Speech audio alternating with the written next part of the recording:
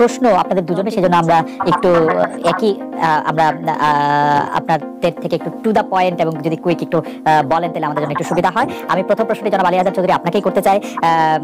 আপনি তো আমাদের বলবেন যে মালয়েশিয়াতে লোক পাঠানোর ক্ষেত্রে এই এজেন্সি এবং এই সিন্ডিকেট আসলে কি ভূমিকা পালন করে? একজন সাধারণ বাংলাদেশের মালয়েশিয়া যেতে কত টাকা লাগে?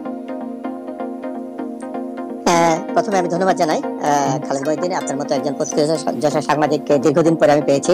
আপনি বাংলাদেশে থাকা অবস্থায় এই জনশক্তি রপ্তানি নিয়ে অনেকবার আপনার সাথে আমি টকশো করার সুযোগ হয়েছিল, স্পেশালি এই মালয়েশিয়া ইস্যু নিয়ে। আপনি যে প্রশ্ন করেছেন এই স্পেসিফিক সে প্রশ্ন চলে আসি। একজন কর্মী মালয়েশিয়া যেতে আপনি প্রশ্ন করেছেন কত টাকা লাগে। আমাদের সরকারি যে নির্ধারিত মূল্য সেটাতে 79,000 টাকা নির্ধারণ করে দেওয়া হয়েছে। আমি বিশ্বাস করতে চাই সেই টাকার বেশি লাগার কথা নয়। জনাব আলী আজহার চৌধুরী, 79,000 টাকা দিয়ে আপনি বিশ্বাস করতে চান, কিন্তু আপনি অনেক খোঁজ রাখেন, অনেক খবর রাখেন, অনেকে আপনার কাছে আসে। আপনি ঠিকই বলেছেন, আপনাকেও আমি আসলে অনেক দিন থেকে জানি, মানে আপনি আমাকে যতদিন থেকে জানেন তার থেকে অনেক বেশি সময় ধরে আমি আপনাকে জানি, কারণ আপনি এই জায়গায় বা এই পেশায় বা এই কর্মে বা সার্ভিস আমি যেটাই বলি না কেন সেটা অনেক দিন ধরে আছেন। আপনি আমাদের একটু বলবেন 2024 সালে মালয়েশিয়া যেতে একজন সাধারণ বাংলাদেশির কত টাকা লাগে? মহিউদ্দিন ভাই, আমি অনেস্টলি যেটা বলতে চাই, আসলে এই কত টাকা লাগে এই টাকার পরিমাণটা কিন্তু ফিক্সড কোনো কিছু আপনি পাবেন না। স্পেশালি আমাদের এই সেক্টরটাকে যেভাবে এই সেক্টরটা পরিচালিত হয়ে আসছে, এটা হচ্ছে একটা মিডলম্যান একটা মাধ্যমে এটা পরিচালিত হয়। সুতরাং আপনি বিদেশগামী কর্মী, বিশেষ করে মালয়েশিয়ায় যেসব কর্মীরা গিয়েছে তাদেরকে জিজ্ঞেস করলে এক একজনের কাছে এক একটা কস্ট তারা বলবে। অর্থাৎ ফিক্সড কস্টটা কোথাও আপনি কারো কাছ থেকে নাই। মধ্যস্বত্বভোগীরা যার থেকে যেরকম কস্ট নিতে পেরেছে তার কাছে সেটাই কস্ট হয়ে যাবে। আমি আবার আপনার কাছে আসবো আলী আজহার ভাই, আমি আবার আপনার কাছে আসবো। আপনি ওই বিষয়টা আমাদের একটু পরিষ্কার করেন যে এজেন্সি যেটাকে আসলে ফিক্সড এজেন্সি বা যাদের মাধ্যমে আসলে ভিসাটা হ্যান্ডলিং করা যাবে এবং যারা ভিসাটা প্রসেস করতে পারবে মালয়েশিয়াতে এই উপায়টা করার ক্ষেত্রে, তারা আসলে কারা, কোন 100 এজেন্সি আপনাদের প্রায় 2700 এজেন্সির মধ্যে থেকে কারা এটা পেলো এবং কিভাবে পেলো সেটা নিশ্চয়ই আপনারা বলবেন। আমি এখন একটু জনাব হারুনুর রশিদের কাছে যেতে চাই। জনাব হারুনুর রশিদ, আপনি আমাদের একটু বলবেন মালয়েশিয়া যেতে একজন সাধারণ বাংলাদেশির এখন কত টাকা খরচ হয়? জনাব হারুনুর রশিদ। থ্যাংক ইউ খালেদ মহিউদ্দিন ভাই এবং আলী হায়দার ভাই, আমরা উভয়ের পরিচিত, লং টাইম মালয়েশিয়ার ইস্যুতে কাজ করেছি আলী হায়দার ভাইয়ের সাথে। এখন যদি পয়েন্টে আমি অ্যান্সার দেই, এই মুহূর্তে গত 2 বছর মানে 2022, 23, 24 এই সময়টা যে ওয়ার্কাররা এসেছে তাদের খরচ প্রথম দিক থেকে এখন পর্যন্ত হিসাব করি যে 4 লাখ থেকে 5.5 লাখ টাকা পর্যন্ত শ্রমিকদের ব্যয় হয়েছে।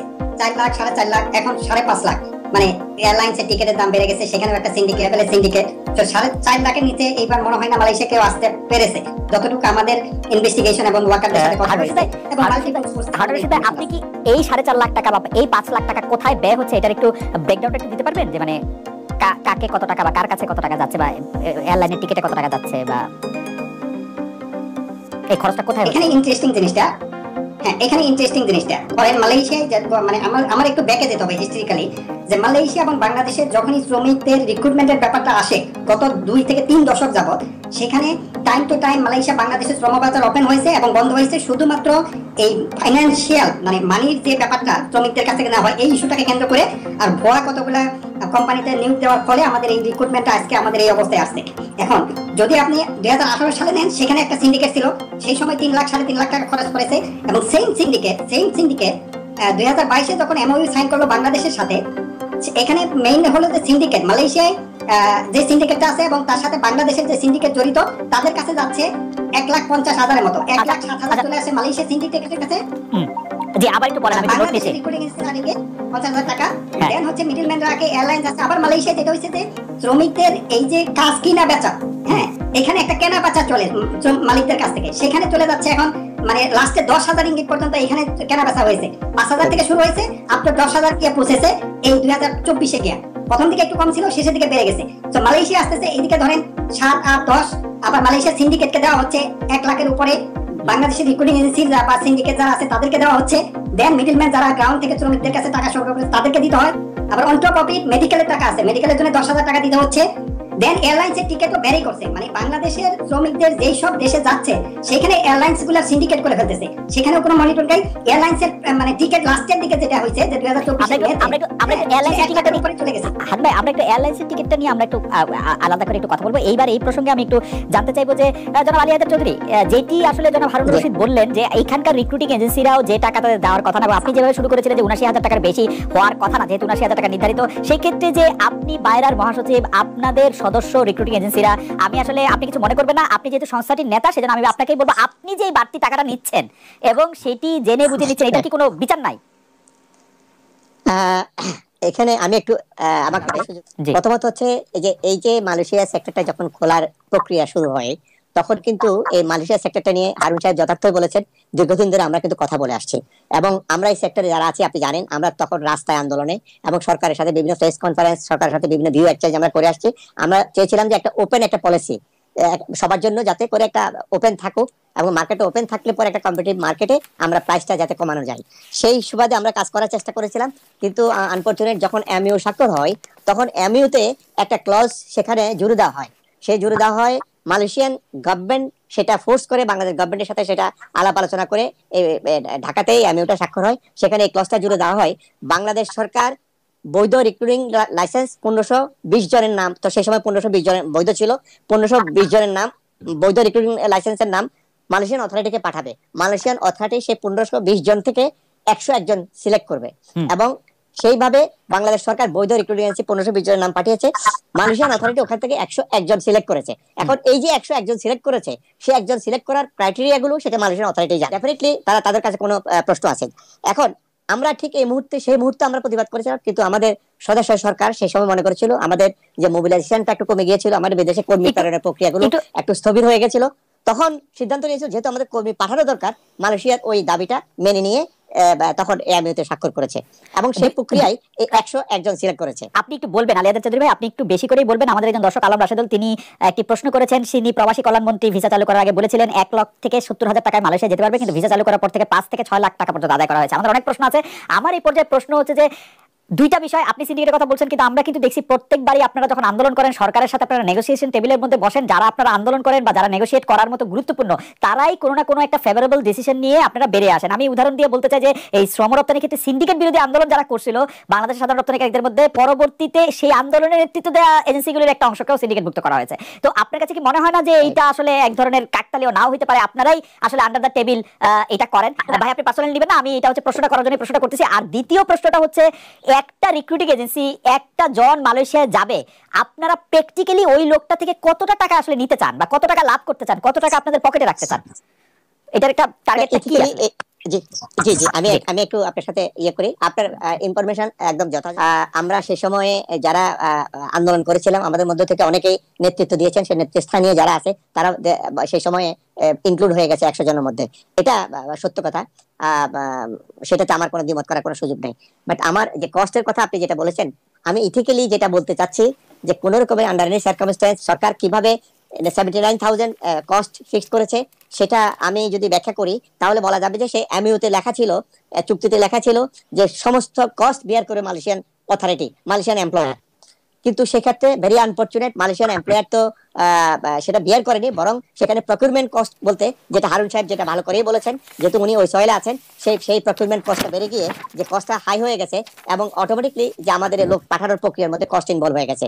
এটা শুধু বাংলাদেশের বেলা নয়, বাংলাদেশের বেলাটা বাংলাদেশের প্রেক্ষাপটে হয়তো একটু বেশি, এটা নেপালের ক্ষেত্রেও হয়েছে কস্ট ইনভলভমেন্ট। আলিয়াদা চৌধুরী ভাই, কস্ট ইনক্লুশনটা নিয়ে আমি আসলে কথা বলতে চাই। আপনি একটা পর্যায়ে এখন একটু বলবেন যে মালয়েশিয়ায় একটা শ্রমিক বা একটা লোক চাকরি নিয়ে যেতে চায়, যে এটা তো আপনার কাছে একটা প্রোডাক্ট, এই প্রোডাক্টটার ক্ষেত্রে আপনারা কত টাকা আপনারা লাভ করেন, লাভ করার লক্ষ্যমাত্রাটা কত? আসলে নির্দিষ্ট কোনো লক্ষ্যমাত্রা নাই। আমরা যেহেতু এই ট্রেডে অনেক বছর ধরে আছি, আমাদের কোনো ফিক্সড কিছু নাই। আমাদের এখানে অনেক ক্ষেত্রে আমরা সার্ভিসটাকে প্রাধান্য দিই। প্রথম হচ্ছে আমরা মানুষ, মানবিক, তারপর হচ্ছে আমরা সার্ভিস। ডেফিনেটলি আমার বিজনেসটাকে আমরা এটাকে আমার সার্ভিস সেক্টর থেকে আমরা 10 থেকে 20,000 টাকা পর্যন্ত যদি আমি সার্ভিস পাই, আমার মনে এটা গুড এনাফ আমার জন্য। 10 থেকে 20,000 টাকা, ঠিক আছে, 10 থেকে 20,000 টাকা ফেয়ার এনাফ। আমি তো হারুন রশিদ ভাইয়ের কাছে আসতে চাই যে হারুন রশিদ ভাই, আপনি যেহেতু আমরা আপনাকে মালয়েশিয়ায় অভিবাসন বিশেষজ্ঞ বলছি, কারণ আপনি আসলে এই বিষয়গুলি নিয়ে অনেক দিন ধরে কাজ করছেন, আপনি ভয়েস রেজ করছেন, অনেক জায়গায় লেখালেখি করছেন। আমি আপনার কাছে জানতে চাইবো যে রিক্রুটিং এজেন্সিগুলি একজনের কাছ থেকে আপনি একটা হিসাব এর আগে দিয়েছেন, এটা আমি আরেকটু পরিষ্কার হতে চাই যে একজন বিদেশ গমনিচ্ছু বা মালয়েশিয়া গমনিচ্ছুর কাছ থেকে কত টাকা লাভ বা মুনাফা তারা করে থাকেন? ওকে, মুনাফার দিক থেকে যদি আসি, যে মানে টোটালটাই তো মুনাফা, মানে যদি আপনি বিভিন্ন লেয়ারে হিসাব করেন, হ্যাঁ, মানে মালয়েশিয়ান গভর্নমেন্ট থেকে শুরু করে আনটিল দ্য গ্রাউন্ড লেভেলে বাংলাদেশে যে শ্রমিক কালেক্ট করে, হ্যাঁ, যার মাধ্যমে রিক্রুটিং এজেন্সি পর্যন্ত আছে, প্রত্যেক লেভেলে যে টাকাটা দেওয়া হয় টোটালটাই প্রফিট। হ্যাঁ, কারণ মালয়েশিয়ান গভর্নমেন্টকে এখানে যে আলিহাদের ভাই যেটা বলেছে যে এখানে মালয়েশিয়ার যে কস্টাল লেভি, হ্যাঁ, মানে যেটা ইমিগ্রেশনকে দিতে হয়, হ্যাঁ, সেটা তো মালিক পক্ষ দেওয়ার কথা। হ্যাঁ, অনেক মালিক পক্ষ এখানে দিয়েছে, অনেকে আবার দেয় নাই, সেটা হলো প্রফিট মেকিং এর জায়গায় যায়। তো এখানে বাই ল যেটা হচ্ছে, বাই সিস্টেম হচ্ছে মালয়েশিয়ান মালিক পক্ষ শ্রমিকদের কস্ট মালয়েশিয়ান পার্ট বিয়ার করবে, বাংলাদেশের পার্ট শ্রমিকরা বিয়ার করবে। কিন্তু এখানে যে টাকাটা দেওয়া হচ্ছে, আপনি দেখেন যদি লেয়ার গুলো হিসাব করেন, 7-8টা লেয়ারে তো প্রত্যেকটা মানুষ প্রফিট করতেছে।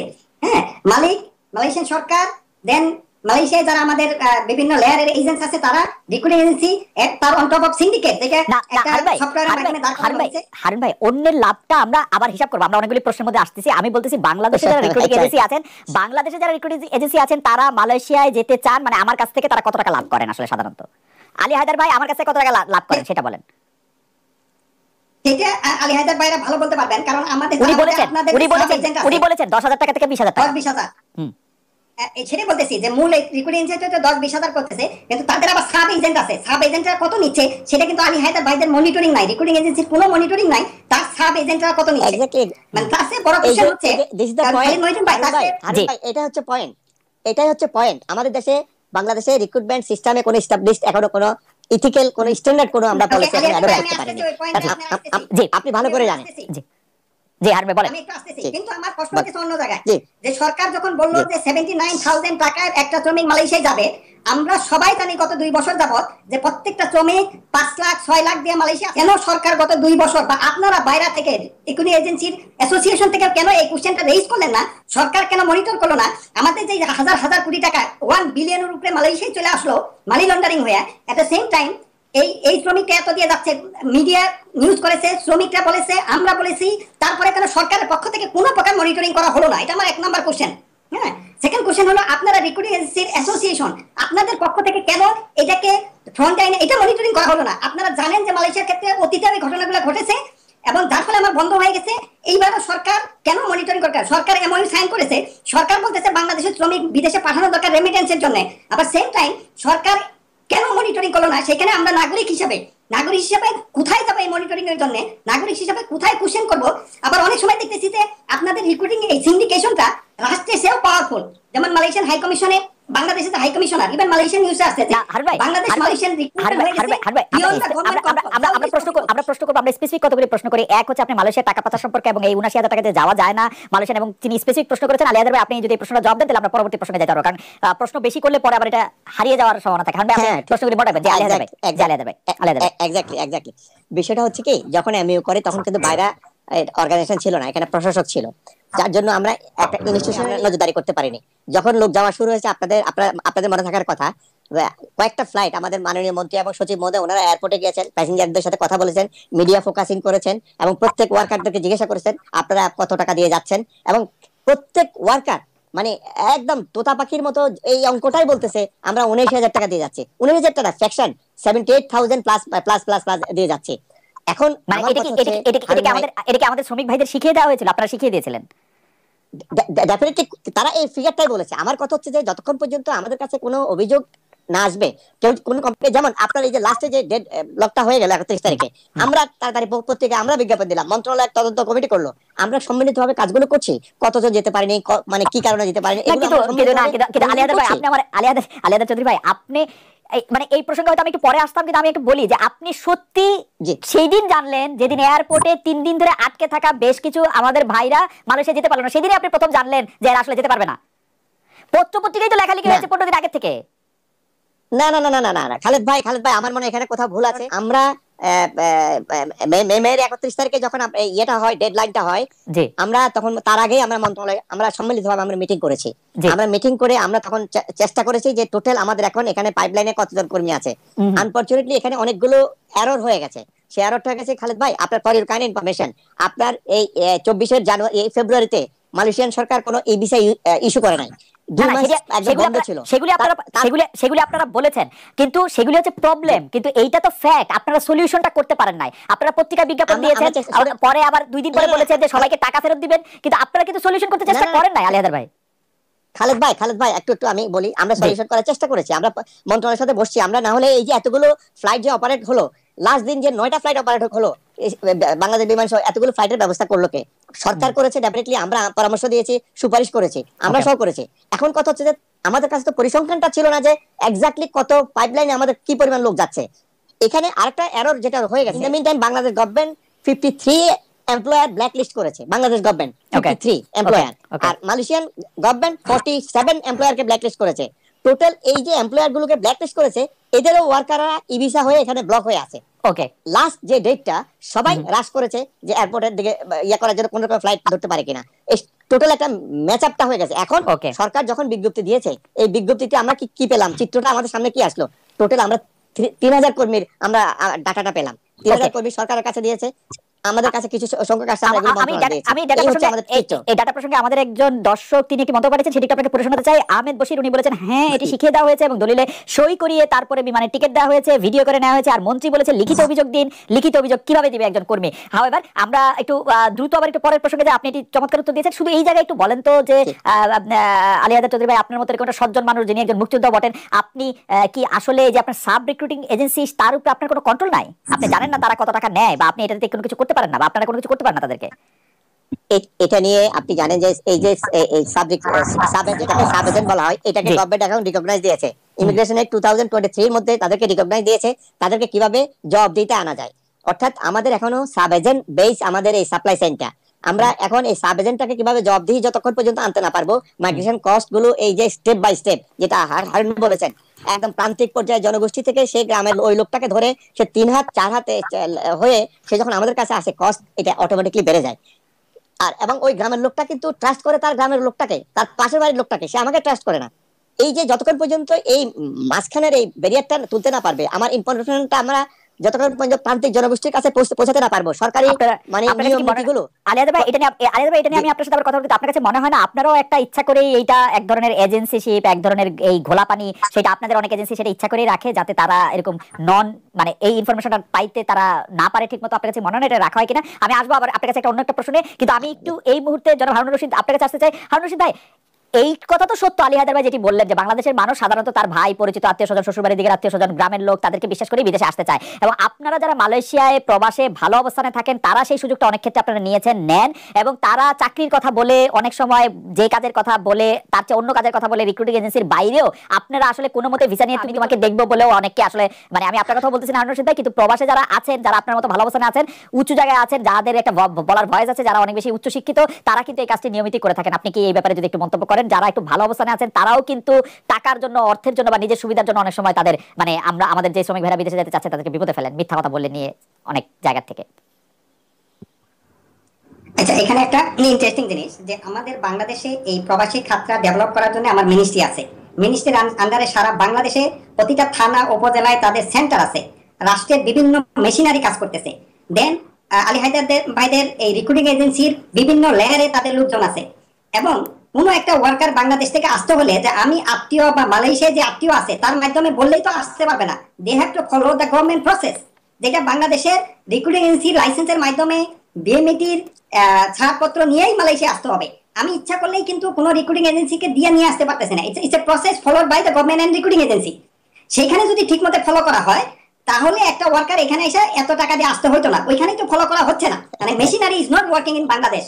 ওকে, সেকেন্ড, মালয়েশিয়া যেটা বলতেছেন, মালয়েশিয়ার পার্টে যেটা হচ্ছে যে অফকোর্স এই পার্টে বিভিন্ন জন বাংলাদেশের বহুত লোকরা এই মিডলম্যান হিসেবে কাজ করতেছে। এই মিডলম্যান গুলোর সাথে আবার কিন্তু বাংলাদেশের রিক্রুটিং এজেন্সিরই কানেকশন, মানে এই রিক্রুটিং আমাদের যে বাংলাদেশের এখানে সার্ভিস প্রোভাইড করতেছে বিভিন্ন জায়গা থেকে কানেকশনের কথাটা আমরা পরে আসি। আপনি আমাকে বলেন তো যে আপনারাই তো সেই মধ্যস্বত্বভোগী বা যেটাকে আপনি মিডলম্যান বলছেন বা সেই সুবিধাভোগী, তারা তো আপনারাই, মানে বাংলাদেশি লোক। আমি মালয়েশিয়ানদের পার্টটা পরে আসি, বাংলাদেশের লোকেরাই তো এটা করতেছেন আপনারা, তাই না?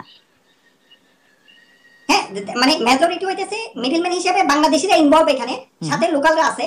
কিন্তু বাংলাদেশের ক্ষেত্রে এখানে এই যে মিডলম্যান যারা কাজগুলো বিভিন্নভাবে সংগ্রহ করতেছে, তার থেকে খালেদ ভাই সবচেয়ে বড় কথা হইতেছে যে এই আমাদের ধরতে হবে যে কিভাবে সিন্ডিকেশনটা হলো, মানে নোইংলি মালয়েশিয়ান গভর্নমেন্ট নোইংলি কিভাবে সিন্ডিকেটকে দিল, হ্যাঁ, নোইংলি বাংলাদেশ সরকার কিভাবে এগ্রিড হলো যে আমার দেশের নাগরিককে বিদেশে আনার জন্য কম খরচে প্রমিস করে প্রত্যেকের বিজ্ঞাপন দিয়ে 79,000 এ মালয়েশিয়া আনার কথা বলে, হ্যাঁ, তারা এই সিন্ডিকেশনের মাধ্যমে যখন অ্যাপ্রুভ করলো, রাষ্ট্র যদি কোনো নাগরিককে এইভাবে মানে প্রমোট করে বিদেশে যাওয়ার জন্য প্ররোচনা দেয়, রাষ্ট্রই তো এখানে প্ররোচনা দিচ্ছে, সাথে যারা সার্ভিস প্রোভাইডার আছে। সো ওই জায়গাটায় আমাদের প্রথম ধরতে হবে যে লিগ্যাল চ্যানেল এবং যারা সার্ভিস প্রোভাইডার তারা যদি সমস্ত কিছু সিস্টেম ফলো করে, তাহলে তো লেবার মাইগ্রেশন এই প্রবলেমগুলো বারবার হওয়ার কথা ছিল না। আমি একটু হারুন ভাইয়ের সাথে সাবমিট করতে চাই। জি জি, আলী হায়দার ভাই আপনি বলবেন। হারুন ভাই আপনি দ্রুত শেষ করেন। জি, আপনাদের একটা বড় ভূমিকা হচ্ছে, আপনি জানেন 18 সালে যখন 10 জনের সিন্ডিকেট হলো, সেই মুহূর্তে বাংলাদেশে আপনারা কেস ফাইল করেছিলেন, সেই কেসের কি অবস্থা আমি জানি না। ইন্টারেস্টিং জিনিস, আপনাদের মানে সাধুবাদ জানাই যে আপনারা কিছু সংখ্যক রিক্রুট এজেন্সি বাংলাদেশের কোর্টে হাই কোর্টে আপনারা একটা কেস ফাইল করেছেন, সেই কেসের তো হলে জানি না সেই সিন্ডিকেটের বিরুদ্ধে। আবার সেই সিন্ডিকেটই 2000 আচ্ছা আপনার বক্তব্য পরিষ্কার। আলী হায়দার, আপনি যেটা সাপ্লিমেন্ট করতে চান এটা প্লিজ 1 মিনিটের মধ্যে বলবেন, কারণ আমরা একটা খুব গুরুত্বপূর্ণ জায়গায় এখন এসেছি, সেখানে অনেকগুলি প্রশ্ন আমাদের দর্শকদের আছে, আমাদের এটা করতে হবে। জি, আপনাদের ইনফরমেশনের জন্য একটা জিনিস বলি, সম্ভবত 2014 সালে মালয়েশিয়ার সাথে যখন G2G চুক্তি হয়, তখন 37,000 টাকা দিয়ে যাওয়ার জন্য 37,000 টাকা দিয়ে যাওয়ার জন্য চুক্তিটা হয়, এবং এটা গভর্নমেন্ট টু গভর্নমেন্ট লেভেলে। আপনি বলেন সেই সময়ে ওখানকার মধ্যস্বত্বভোগীরা কি সহযোগিতা করেছিল? গভর্নমেন্টকে সহযোগিতা করেছিল? একটা জবও তো তারা দেয়নি। তখন মাত্র সরকার 1 বছরে 1000 লোক পাঠাতে পেরেছে। এটা কি ওখানকার যে মিডলম্যানরা যারা আছে, এটা মানে দুই হাতেই তালি বাজতে হবে, এখান থেকে এবং ওখান থেকে। আমাদের প্রত্যেকটা দেশে আপনার বক্তব্য পরিষ্কার, কিন্তু হারুন ভাই যে কথাটি তুলেছেন সেটা আপনি বলবেন কিনা যে সরকারের যে এজেন্সিগুলি এখানে আছে সেটা মনিটর করার জন্য তারা তাদের দায়িত্ব পালনে তারা সম্পূর্ণ ব্যর্থ কিনা? মানে এই যে প্রসেসের মধ্যে দিয়ে এটা যাওয়ার কথা, সেই প্রসেসগুলি ডিউ ভাবে মানে অনুসরণ করা হয় কিনা? অবশ্যই অনুসরণ করা ছাড়া তো একটা লোকও যেতে পারবে না। আর হারুন ভাইয়ের সাথে আমি একটা ব্যাপারে দ্বিমত পোষণ করি। আপনি জানেন ফ্যামিলি এন্ড ফ্রেন্ডস ভিসা, যেটা খালেদ ভাই আপনি ভালো করে জানেন, ফ্যামিলি এন্ড ফ্রেন্ডস ভিসা যারা যায়, আত্মীয়-স্বজন ওখান থেকে ভিসা পাঠায় প্রসেস করে দেয়, এটা একটা প্রক্রিয়া। ইন্ডিভিজুয়াল লেভেলে এখন যে কোনো ব্যক্তি, সে কোনো রিক্রুটিং এজেন্সি লাগবে না, সে ইন্ডিভিজুয়াল দ্বারা কিন্তু ম্যানপাওয়ার ক্লিয়ারেন্স করতে পারে। সুতরাং দ্যাট ইজ এ প্রসেস। এটা গভর্নমেন্ট এটাতে এখন কিন্তু মালয়েশিয়ার করতেছে সম্ভব না। আপনি সিন্ডিকেট সব দেশের ক্ষেত্রে আমি পার্টিকুলার মালয়েশিয়ার ক্ষেত্রে বলি না। আমার কাছে মনে হয় এবার যে প্রসঙ্গটিতে আমি আসতে চাই সেটি হচ্ছে যে মালয়েশিয়ায় গিয়ে চাকরি বা মালয়েশিয়াতে সত্যি চাকরির কি সুযোগ রয়েছে এখন, এবং মালয়েশিয়াতে যারা আছেন শ্রমিক ভাইরা তারা আসলে কি ফেস করছেন। তার আগে আমরা দর্শকদের কাছে জানতে চেয়েছিলাম যে প্রিয় দর্শকের মধ্যে বাংলাদেশ থেকে মালয়েশিয়া সহকর্মী পাঠাতে না পারাকে সরকারের ব্যর্থতা মনে করেন কিনা? শতকরা 98% হ্যাঁ এটা সরকারের ব্যর্থতা, শতকরা 2% মনে করেন যে না এটা সরকারের ব্যর্থতা না, এটা অন্য কারো ব্যর্থতা হয়তো তারা মনে করছেন। 50,000 দর্শক এখানে ভোট দিয়েছেন। আমি মালয়েশিয়াতে চাকরির বাজারটা নিয়ে কথা বলছি, আমাদের দর্শকরাও আসলে চাকরির বাজার নিয়ে অনেকে কথা বলছেন যে মালয়েশিয়াতে আমরা এখন এই চাকরির বাজারের ক্ষেত্রে অনেক ধরনের করুণ অবস্থা দেখছি।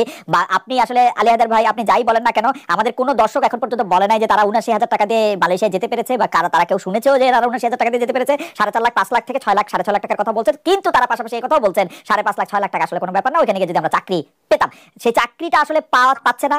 এবং যে চাকরির কথা বা যে বেতনের কথা বলছে সেই বেতনটা তারা পাচ্ছে না, তাদের থাকার জায়গা, খাওয়ার জায়গা, ইন্স্যুরেন্স বা আসলে লিগ্যাল পারমিশন অনেক সময় তাদের থাকছে না। ওইখানে তারা কোনো মতে লুকিয়ে চুরিয়ে পালিয়ে কোনো মতে থেকে তারা মানবতার জীবনযাপন করছে। এই ক্ষেত্রে আপনি রিক্রুটিং এজেন্সির ভূমিকাটা কি সেটা নিয়ে আপনি পরে বলবেন। আগে আমি হারুন ভাইয়ের কাছে শুনতে চাই যে হারুন ভাই এর জন্য আপনি আসলে দায় কাকে করেন? আমি 4টা এজেন্সির কথা বলি। একটা এজেন্সি হচ্ছে সরকার, একটা এজেন্সি একটা হচ্ছে বাংলাদেশ সরকার, একটা মালয়েশিয়ার সরকার, একটা রিক্রুটিং এজেন্সি, আর 4 হচ্ছে আপনি যাদেরকে মিডলম্যান বলছেন তারা।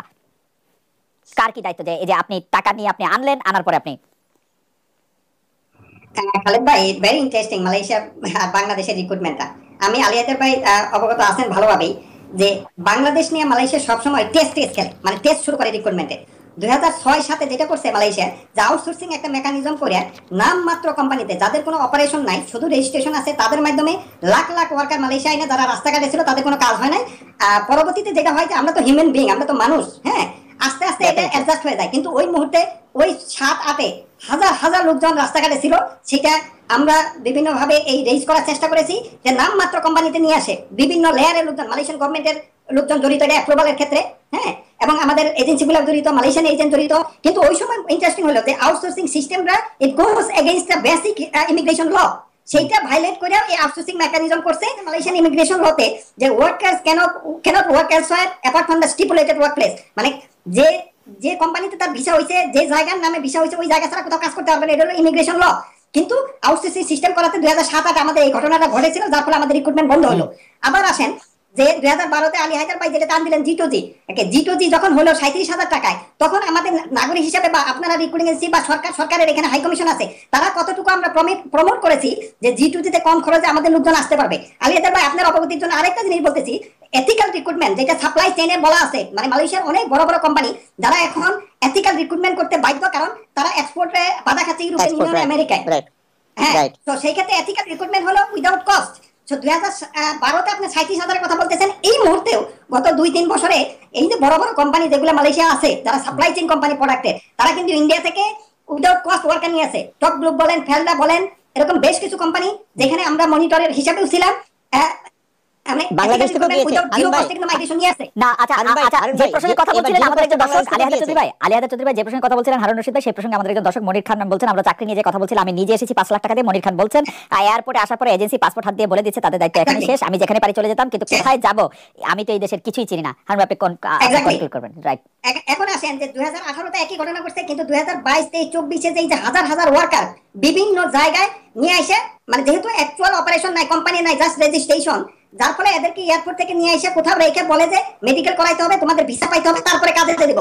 কিন্তু লেবার আপনি তো অ্যাপ্রুভাল নিয়ে আসেন, কাজের অ্যাপ্রুভাল নিয়ে আসেন, সেই দিনে যদি ওয়ার্ক প্লেসে চলে যাওয়া হয়, ফ্যাক্টরিতে চলে যাওয়া হয়, পরের দিনে সে কাজে লাগতে পারে, এর মধ্যে মেডিকেল করে নিতে পারে। কিন্তু এটা হলো ধোঁকা, মানে নিয়ে এসে বিভিন্ন গুডানে বিভিন্ন শপ লটে এদেরকে রাখা দেয় কিছুদিন, তারপরে আত্মীয় স্বজন বিভিন্ন ভাবে লোকজন চলে যাইতে থাকে। হ্যাঁ, তারপরে মানুষ তো আমি যেটা বললাম দেন তো তাদের খাইতে হবে, বাঁচতে হবে, এত টাকা যে আছে সে অ্যাডজাস্ট হয়ে যায়।